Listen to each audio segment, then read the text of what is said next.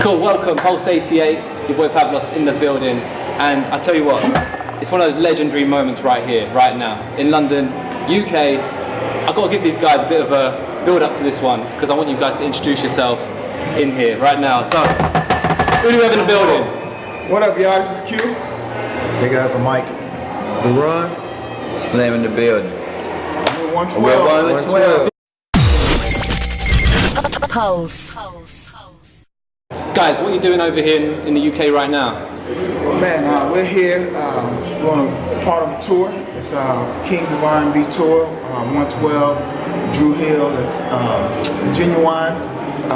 We're also promoting a new album that's coming out October 27th. Brilliant. Entitled Q, Mike, Slim, and Daron. And it's an awesome time for us, man, because this is the first time in 12 years that we've been working a record and working an album. We're excited about it, and the thing that's so cool is you guys are getting to see everything first. You know, this is before we even unveil it in our own territory. Yeah. There's always been a great relationship between 112 and our fans and our family over here in the UK, man. So it's just been awesome. The shows have been great. Last night was sold out. Tonight sold out again. Amazing. So we're just excited, man. New album, new music.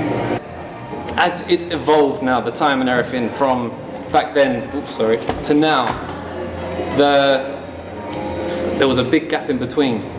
When was the time that you guys were just like, yo, we need to get back onto this, 112, we need to come back together and we need to put together a project? The first album came out in '96, and there was a period of 12 years where we just all kind of decided, you know, we started very young. We started at 17. And after 5 albums, almost at that time, maybe like 12, 13 years, you know, we started to grow. We started to have different views and different aspirations.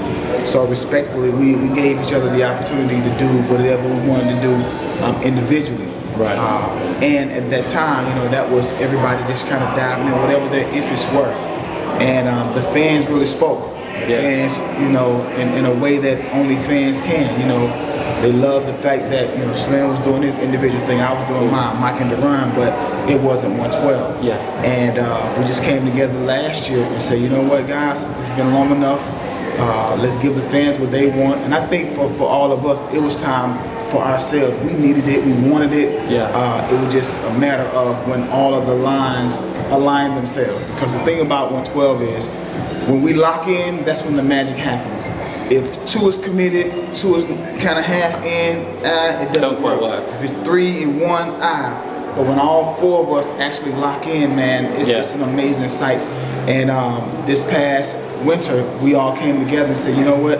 The time is now. Let's do this, man. Let's give the fans what they've been wanting, and let's pick up the baton again to continue to further our legacy. Is it fair in saying then? So it's been less than a year for you to put together this project that's coming out.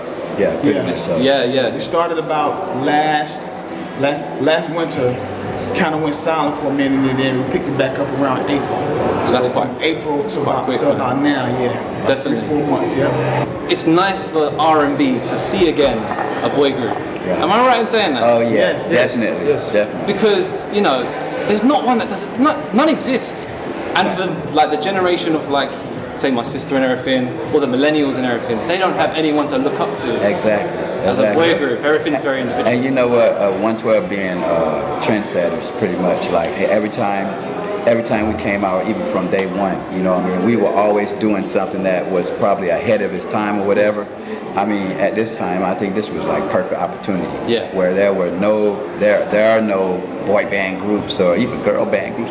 You know, it's just like group, period. You know, who better than 112 to come out and break that mold once again, you know what I mean, and do it on such of a high elite level. Sure. You know what I'm saying? And then also bringing back the forefront of true R&B. You know what I mean? Because right here, other than like the other projects, you know, where it was more like of a job, and you know what I mean, you get some money or whatever.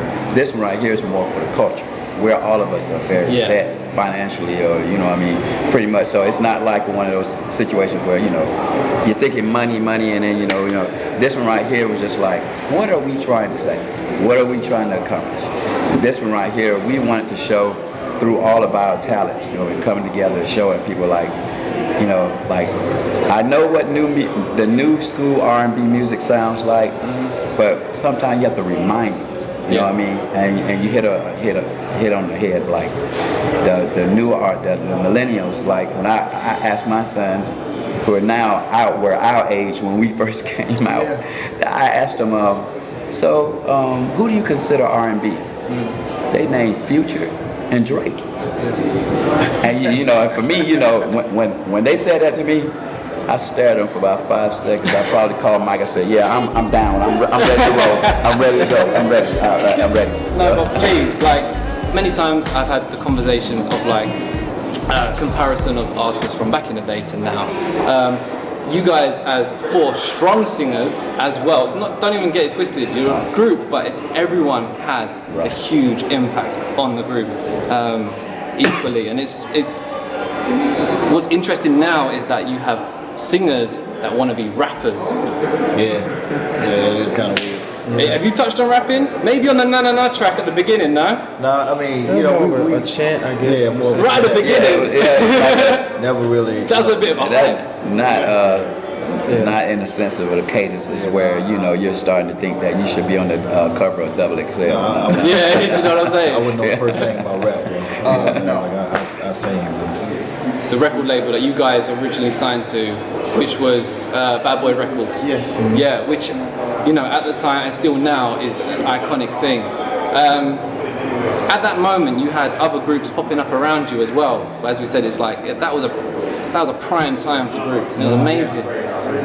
Was there a lot of unity within the R&B industry with the groups and everything? Did you guys all unite? Yeah, no, that was definitely competition, but it was healthy, and it made us better musicians on our end. And I would attribute that competition to 112's longevity. The fact that we set out in our goal, we have to be different than the rest of the groups. Like we knew that sonically we were different than everybody else because we had 4 lead singers, and which that was kind of unheard of at the time. So, but we still wanted to differentiate ourselves from the other groups, and how we did that was through the choreography.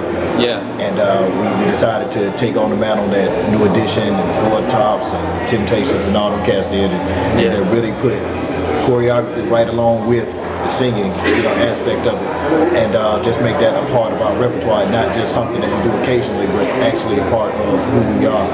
And once we did that, we started to see the separation, the real separation between the artist and as 112, just an R&B group, and something that could really be something iconic and stand alone. You know what I mean? So that was our note to ourselves, the flashbulb, what is it, the light bulb moment. The light bulb moment. We got to separate ourselves, man, because everybody else was doing that same thing. Yeah. You know what I'm saying? Boys to Men, no, that's typical, style. And no disrespect to them dudes, man, but we wanted to be, and we still are striving to be iconic in this generation's New Edition, this generation's Boys to Men, this generation's Jodeci and whatnot, man. And I think the choreography played a vital part in that.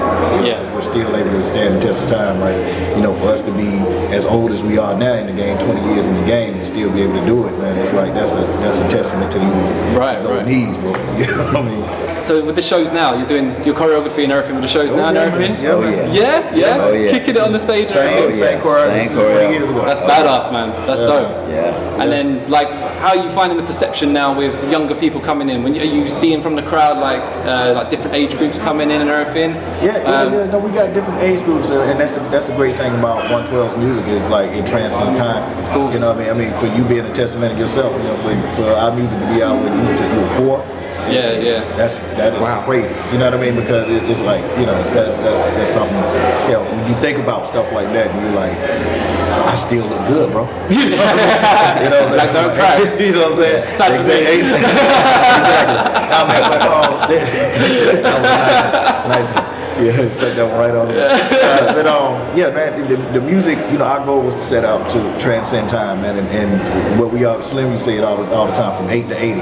You know, we just wanted, we had those type of voices that we're able to sing songs that people can relate to that are more commercial, which is on these guys' side, you know, which is more like the Only You and the Cupids and the Peaches and Cream and yada yada. And then you go to the more mature, older, with the soulful aspect of it that, you know, we can all bring into, but that's more so, you know, Daron and myself with us. So it's just an awesome company where we learned a long time ago that if you put aside the egos for a second and then come together as a group and use all of your talents to the best of your abilities, man, it can transcend time, 8 to 80. But yeah, we see kids and we see older people at our shows, man. It's just the wow factor is what it is. You know? And it's something to be said about putting on a good show. It doesn't matter how old you are, if you put on a great show, it's a kid, you know, to an older person. Memorable moments of a show.